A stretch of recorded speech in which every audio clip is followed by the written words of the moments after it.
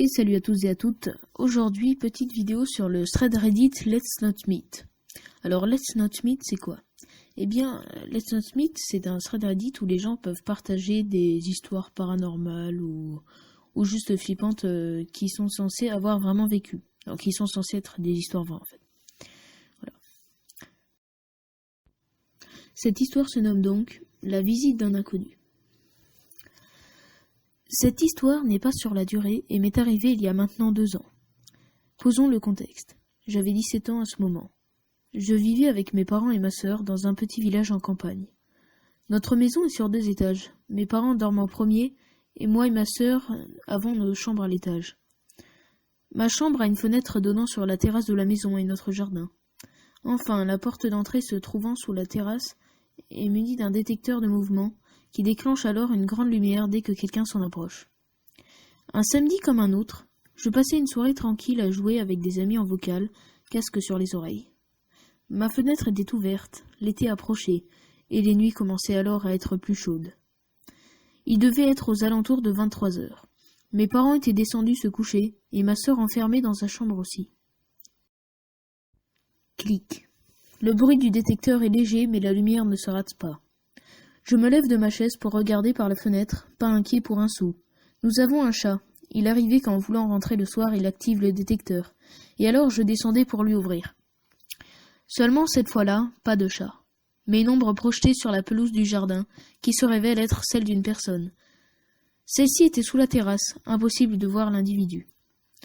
Il se passe alors un moment, peut-être 1 minute, durant lequel je regarde l'ombre qui reste immobile. Il n'a pas l'air de bouger, il ne sonne pas. Et en grand parano, je commence à me dire que ce n'est pas un de mes parents. Je réfléchis. Je pose mon casque et avant de descendre vers la porte, je pense au petit pistolet à plomb que mon père avait dans un placard. Pas efficace mais dissuasif quand on ne sait pas ce que c'est. Je descends alors en veillant à ne pas faire de bruit et passe mon visage par la fenêtre de la porte. La personne, un homme d'à peu près ma taille, 1,80 m, d'apparence banale, fixait la baie vitrée qui donnait sur la chambre de mes parents. Totalement abasourdi, je m'accroupis contre la porte, perdant le contact visuel avec l'inconnu. Mon cœur bat la chamade, mais j'essaye pour le moment de rester calme. Je me relève, le cherche du regard. Plus personne. C'est à ce moment-là que je commence à paniquer. Paralysé, je reste caché dans le coin de la porte.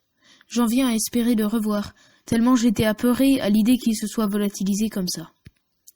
Après un moment qui me semblait une éternité, je saisis mon portable et cherche quelqu'un dans mes contacts. Un de mes amis, et aussi voisin, a un père policier, appelons-le John. Donc, dans l'espoir qu'il puisse rappliquer en vitesse, je l'appelle. Il décroche, merci.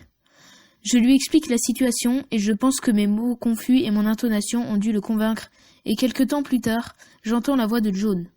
Je me précipite dehors pour le rejoindre. Mon ami était avec lui. Il rentre alors dans la maison, puis en fait le tour. Nous, on patiente. Moi, j'espère de tout cœur voir quelqu'un d'étalé pour être sûr qu'il soit loin. Arrive alors John, qui nous rejoint et explique qu'il n'a trouvé personne, aucune trace de qui que ce soit. On rentre et je m'effondre dans les bras de mes parents, qui ont été réveillés par John. Mon père me promet de rester un peu éveillé, et John assure qu'il essaiera de patrouiller si jamais l'inconnu comptait revenir. Tout le monde rentre chez soi. Je verrouille mes volets, ferme ma fenêtre, tire mes rideaux.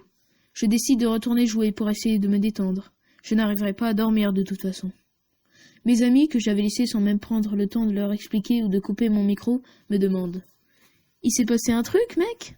« Rien, laissez, j'ai pas vraiment envie d'en parler. »« Mais ça va, t'es sûr? Quelqu'un te cherchait, on a entendu quelqu'un t'appeler en chuchotant. » Depuis, plus de traces ou de nouvelles de cet homme.